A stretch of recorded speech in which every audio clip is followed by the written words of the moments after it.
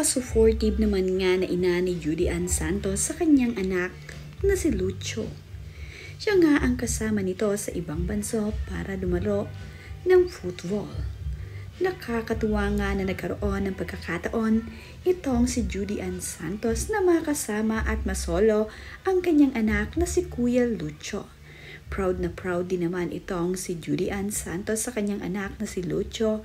Kaya naman, sulit nga raw ang pagod nito na masamahan itong si Kuya Lucho ngayon abroad.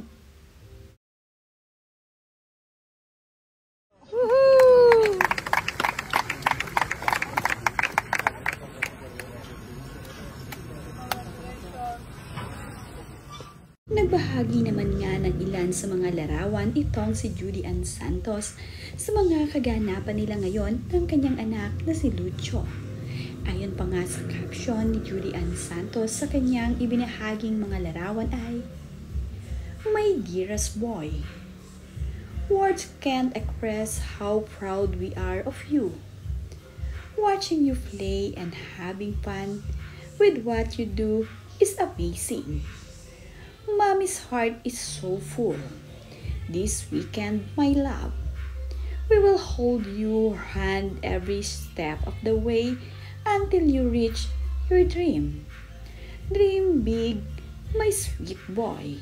We love you so much."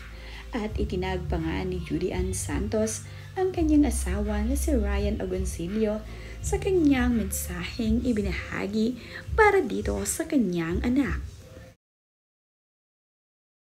Sweet naman nga itong mag-inang Judy Ann Santos at Lucho sa kanilang ibinahaging larawan at video. Makikita nga na holding hands pa ang mag-ina habang ito ay tumatawid sa kalsada.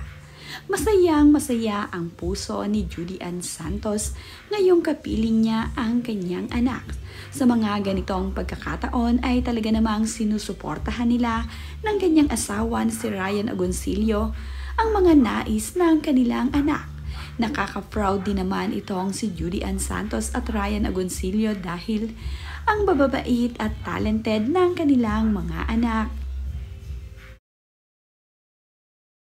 Ngayon nga ay masayang ine-enjoy ni Judy Ann Santos at ni Kuya Lucho na sila ay magkasama abroad.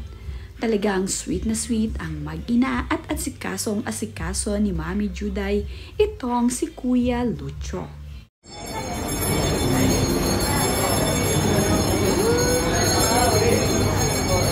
That's yours, babe.